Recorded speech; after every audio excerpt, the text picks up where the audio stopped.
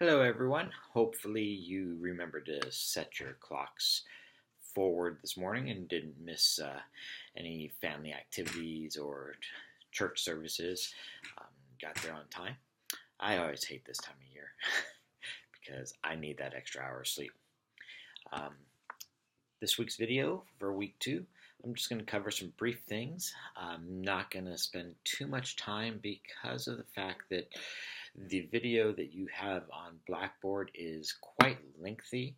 Um, so why watch and listen to me when you've got that other video to watch? So tasks for this week is to watch this current video, which you are obviously watching right now, and textbook readings this week. We're looking at chapters 2 and 3, and then watching a video um, titled First to Worst on Proposition 13 and the impact that has had on educational funding.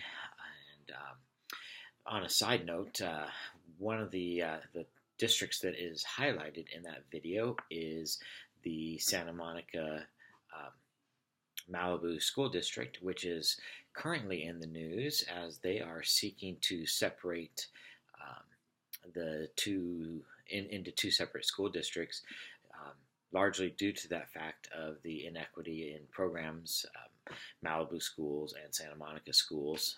If you're familiar with that area, or even if you're not, everyone knows about Malibu, but Malibu and Santa Monica separated by maybe 5 miles up the PCH, but completely different demographics between the two neighborhoods, but they're the same school district, so they're seeking to separate. So it'll be interesting to see how that plays out. You have the learning module for the week, which will focus on public school and the American dream. Just want to bring your attention to a couple key terms. The first one is to make sure you pay close attention to the descriptions of public good versus private good and the specific groups. Those three terms, public good, private good, and specific groups, all deal with how the purpose of education in the general mindset. The second topic that I want you to think about is, do we want our educational systems to be equal or to be equitable? And what does that mean to you? So as you watch through the learning module, think about equal versus equitable. Very similar words, but they do have different meanings. And just keep that in the back of your mind if we want everything to be equal or if we want everything to be equitable. This week you have your opinion paper due, so please submit that by next weekend, and you can submit up through Sunday of next week. I'll give you that extra day of the weekend to make sure you're turning in some high quality work. Next is you have the discussion board question. And the discussion board question for this week is, what are your experiences and your views on parent choice? Now, the term parent choice gets thrown around quite a bit, and you'll see that this is in lowercase letters, so it's not the actual parent choice movement, but more of just the general parent choice, because our parents do have a choice in where they send their child.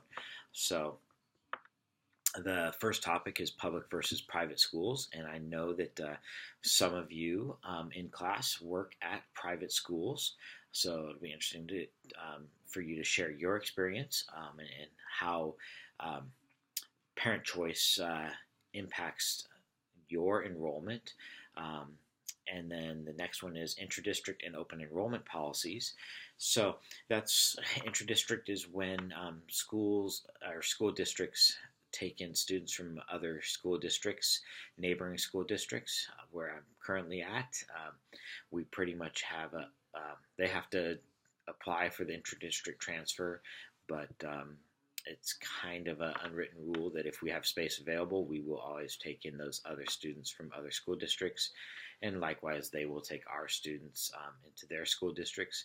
Usually it's because a parent works close by to the schools in the other district, or for transportation purposes, maybe child care afterwards. So it's kind of an unwritten rule that as long as we have room and it's not impacting our programs, that we'll take in those other students from outside of our district if the parents are choosing to send their child to our district. The next topic is the charter schools, and I know that at least one of you works for a charter school. So once again, the charter school movement's had a huge impact with parent choice. The free public charter schools to a large impact on what the parents are allowed to do, and basically they can vote with enrollment. So share your experience. Maybe your district has positive relationships with your charters. Maybe they have negative ones. So the last thing is No Child Left Behind legislation, which had an impact.